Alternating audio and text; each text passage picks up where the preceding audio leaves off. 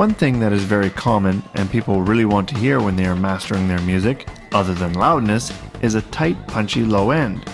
And while this can be achieved mostly during the EQ stage with a well-balanced frequency curve, another area that is often overlooked is the stereo image of the low end.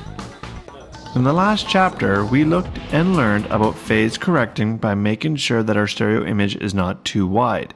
I also mentioned that in many cases having a wide stereo image can take away detail from your mix. And one area that is usually affected is the low end. Ideally, you want the low end of your mix to be strictly mono, unless of course you are going for some sort of effect. Typically, everything under 300 Hz should be in the dead center of the stereo field. Now you may be thinking that during your mixdown process, you did place all of your bass tracks or kick drums etc. in the center, so there should be no problems. However, we need to consider other areas of your mix, such as reverbs or any other effects that you may be using. For example, if you are using a stereo reverb, then the low end of the reverb will not be mono. There are a few plugins out there that can achieve this for you. Essentially, they filter everything under a predetermined frequency into a mono channel.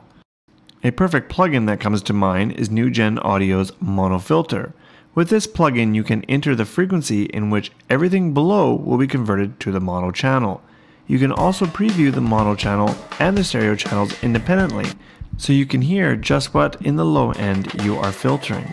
If you don't have a plugin like this, I would suggest looking into it. The price is very affordable and will tighten up your mix a great deal. If you are using iZotope's Ozone, then there is already a trick that can achieve the same desired results. iZotope comes with a stereo image module. This module is part of the multi-band modules of the plugin. Set one of the available bands to the desired cutoff frequency point, again around 300 Hz is good, and decrease the width for that band all the way till it becomes a mono channel. Ozone also has a phase correlation meter built in, so you can see instantly the effect. You can also solo the one band to hear and see the changes. Ozone is equipped with 6 modules that will allow you to do all your mastering in the one plugin. However, when adjusting the stereo width of your mix using Ozone, it's a good idea to use 2 instances of the plugin. The reason for this is that the stereo image module is tied into the other multi-band modules. So if you want to tighten the low end into your mono channel, yet wanted to apply a single band of compression to the entire frequency range, you would not be able to. Therefore, a good idea is to set and adjust your stereo image before running your audio through another instance of Ozone, or any other plugin. A nifty tip for you here. Personally, when I'm correcting or adjusting my stereo image, I'll run the audio through 2 filters.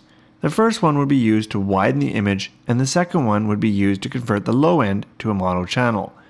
What I'm going to do here is, while watching my phase correlation meter, increase the width so that it reaches close to 0 mark but not over. As the audio next runs through a plugin to tighten the low end, I will never have to worry about losing the detail in my bass range. At the same time, adding space to the mid and higher range frequencies without losing any detail.